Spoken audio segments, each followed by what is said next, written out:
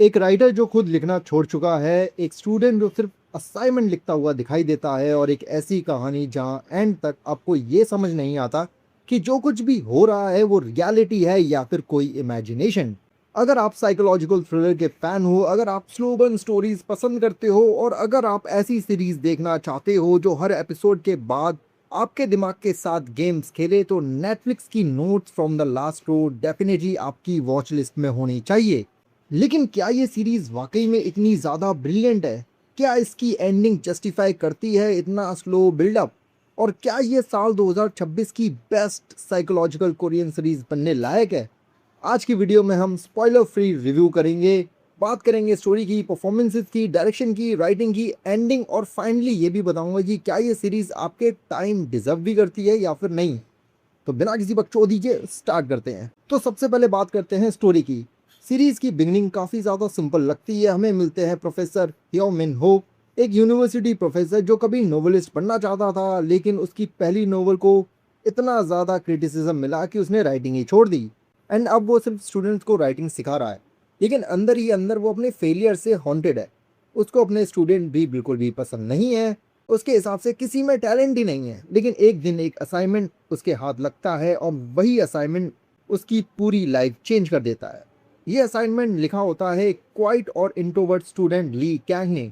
बाहर से देखो तो बिल्कुल ऑर्डिनरी लड़का, ना ज़्यादा बोलता है ना अटेंशन लेता है, लेकिन जैसे ही प्रोफेसर उसकी राइटिंग पढ़ता है, उसे रियलाइज़ होता है कि ये लड़का ऑर्डिनरी बिल्कुल नहीं है। राइटिंग में इमोशंस हैं, ऑब्जर्वेशंस हैं, और सबसे डेंजरस चीज़ रियलिटी और फिक्शन को मिक्स करने की एबिलिटी है। एंड यहीं से स्टार्ट होता है एक ऐसा रिलेशनशिप जो नॉर्मल टीचर और स्टूडेंट का बिल्कुल नहीं है। प्रोफेसर उसे मेंटोर करना चाहता है, इतना ऑब्सेस्ड हो जाता है कि वो उसको पैसे तक ऑफर करता है, सिर्फ इसलिए ताकि वो और लिख पाए।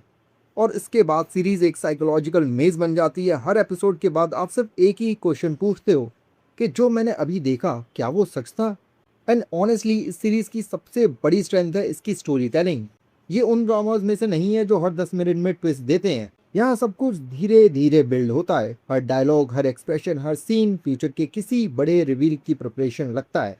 कभी लगता है हम रियलिटी देख रहे हैं, कभी लगता है कि ये किसी स्टोरी का पार्ट है, और कभी लगता है कि शायद प्रोफेसर खुद रियलिटी यूज कर रहा है। ये अनसर्टेनिटी ही इस सीरीज को इतना ज़्यादा इंटरेस्टिंग बनाती है।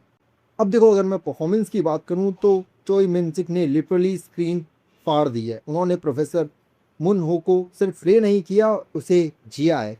एक मोमेंट पर वो एरोगेंट लगता है, दूसरे मोमेंट पे वो इनसिक्योर लगता है, कभी जेलस होता है, कभी इमोशनल होता है, और कभी कंप्लीटली अनस्टेबल।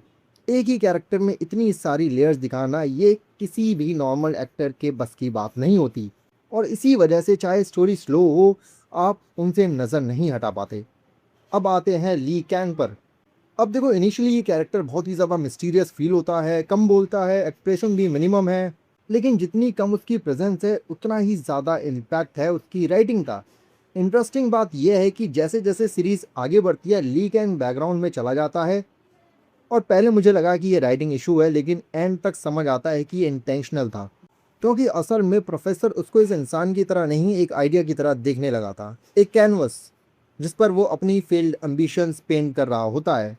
और ये कॉन्सेप्ट काफ़ी डिस्टर्बिंग भी है। सीरीज सिर्फ थ्रिलर नहीं है, ये ऑब्सेशन के बारे में है, क्रिएटिविटी के बारे में है, और सबसे इम्पोर्टेंट ह्यूमन परसेप्शन के बारे में है। हर इंसान अपनी रियलिटी क्रिएट करता है।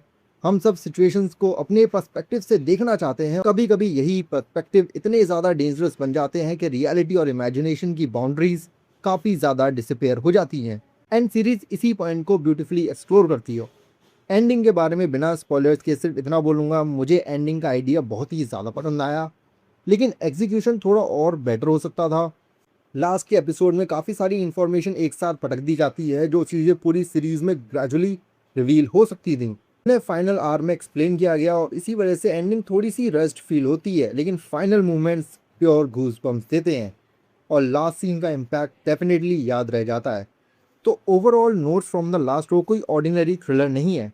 ये एक साइकोलॉजिकल एक्सपीरियंस है, एक ऐसी सीरीज जो आपको आंसर देने से ज़्यादा क्वेश्चन पूछती है। तो ओवरऑल मुझे ये ड्रामा काफ़ी ज़्यादा पसंद आया। बाकी अगर तुम लोगों ने ड्रामा देख लिया तो मुझे कमेंट करके जरूर बताना कि तुम्हें ये ड्रामा कैसा लगा।